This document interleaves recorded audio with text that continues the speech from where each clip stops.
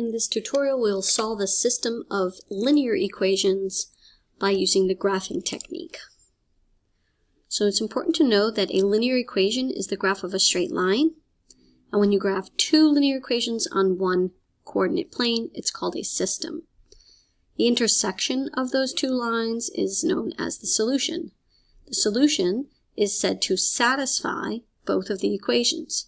You can show that this ordered pair -2, 1 satisfies mathematically by substituting the values in here, or you can show it graphically.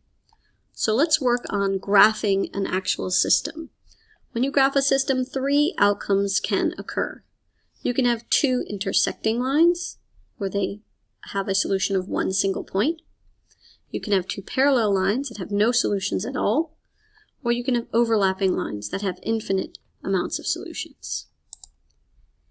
In order for you to graph a system, you have to complete these 4 steps. The equation must be written in slope-intercept form. You start by graphing the y-intercept point first, and then you use the slope as a set of directions on how to draw another point along the line. If the lines intersect, you find that point of solution. So let's take a look here at our first equation. Y equals 1/2 x plus 2. I'm going to call this equation A so that when I'm done graphing, I can easily label it.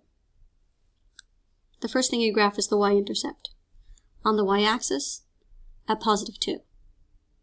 I'm going to use this slope number now to move along the grid by rising and running this many units.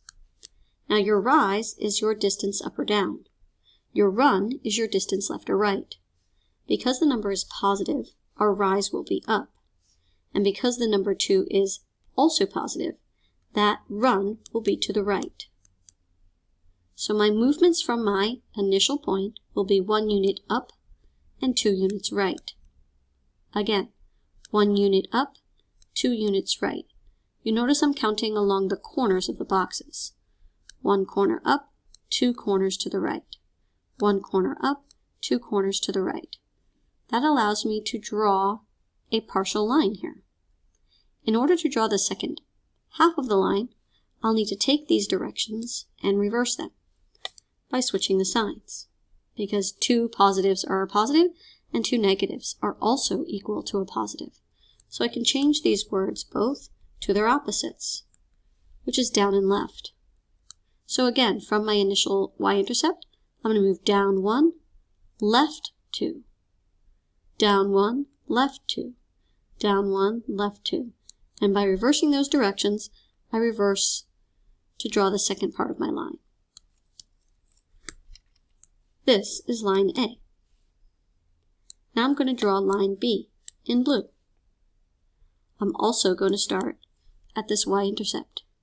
Now you notice that this point is overlapping a pink point, so that is a solution because they have that point in common. Now in order to graph more points along this blue line, I need to interpret my slope. You'll notice there was a negative sign on the side of the fraction. You should take that negative sign and place it in the numerator. You have 1 negative sign, so it can only be used with 1 number. That makes this direction down.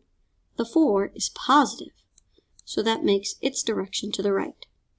So from my initial point, I will move down 3 and right 4. Down 3, right 4. When you run out of room, you reverse the directions and draw the other part of the line. Up 3, left 4. Up 3, left 4. Don't forget to label your line. The point at which the 2 lines intersect is your solution. So our solution is the point 0, 2. Let's try this again. My first line has a y-intercept of 3. On the y-axis, I plot a point at 3. My slope is 2/3, so that's going to be up and right, because they're both positive. Up 2, right 3. Up 2, right 3. Now to draw the other section of the line, you reverse your words. Down and left.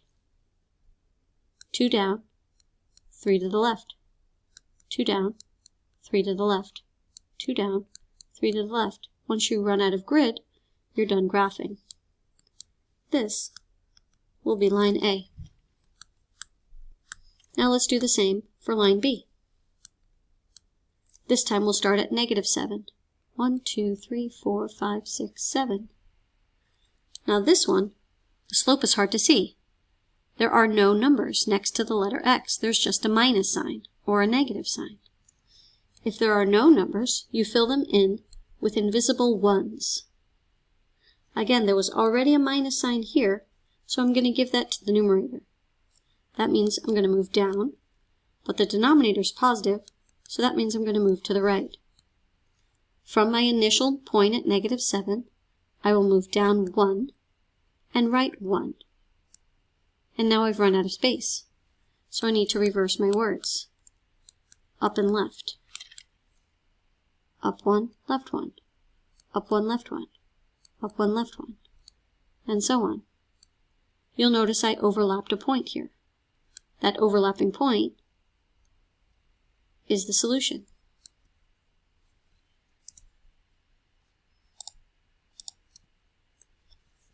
I'll mark it in green. That solution is -1, 2, 3, 4, 5, 6, -1. One more time. I'm going to label my graph, and I'm going to start at my y-intercept, -4. Again, if you're missing the numbers from your slope, you simply fill them in the numerator with a 1 and the denominator with a 1. My directions will be down and right. Down 1, right 1. Down 1, right 1. When I reach the edge of the graph, I reverse the directions. Up and left. Up 1, left 1. Up 1, left 1.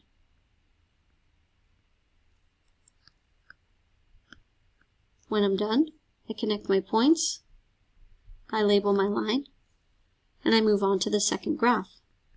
B has a y-intercept of 2, but its slope is 5.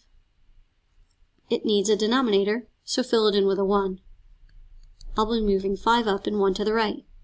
1, 2, 3, 4, 5 up, 1 to the right.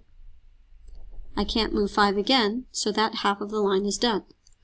Let's reverse our directions to down and left. Down 5, left 1. There's the overlap. Down 5, left 1. Ooh, that was terrible. Label the line. Identify your point of intersection. -1, -3. This is how you solve a system graphically.